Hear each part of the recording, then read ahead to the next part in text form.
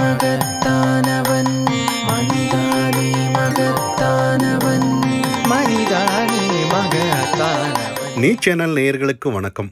நண்பர்களே, இயற்கை சீற்றங்களும் பருவநிலைகளில் மாறுபாடும் இன்று மனிதர்களின் நிம்மதியை குலைத்து வருகின்றன.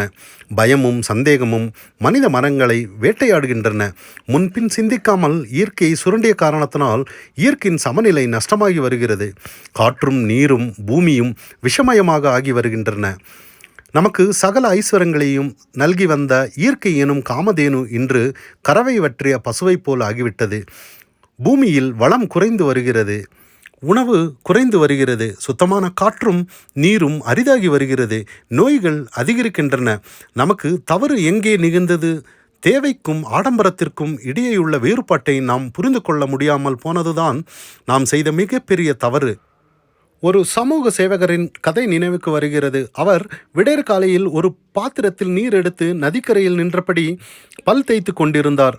அத்துடன் தன்னை சுற்றிலும் நின்ற பல சமூக சேவர்களுடன் சில முக்கியமான விஷயங்களை குறித்து பேசி கொண்டிருந்தார். வாய் கொப்பளிப்பதற்காக பாத்திரத்தை எடுத்தபோது அதில் நீர் தீர்ந்து போயிருப்பதை அவர் கண்டார். தெய்வமே, நான் எவ்வளவு கவனமில்லாமல் இருந்து விட்டேனே!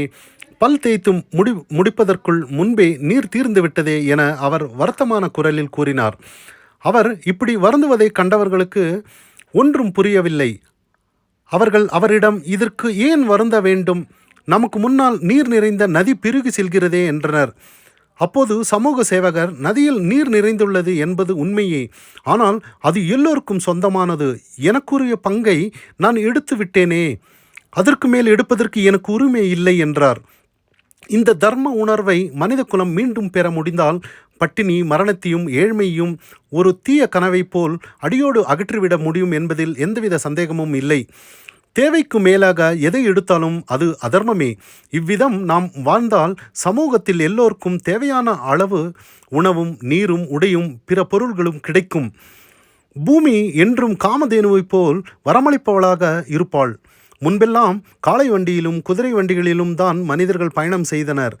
அங்கிருந்து பின்னர் ஸ்கூட்டர் வந்தது, கார் வந்தது. இப்போது ஒருவரிடம் 2 3 கார்கள் உள்ளன.